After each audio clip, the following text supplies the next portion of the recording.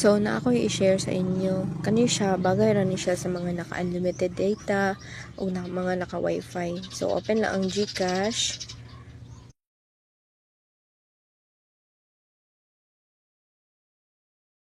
So, naay sunod nga 4 pesos.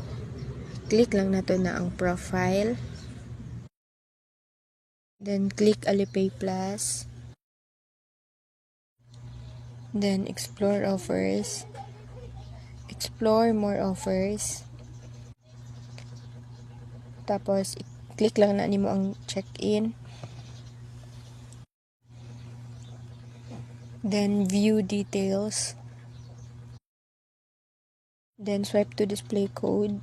Redeem now. Claim dayon nimo. So, sundon lang na nimo siya.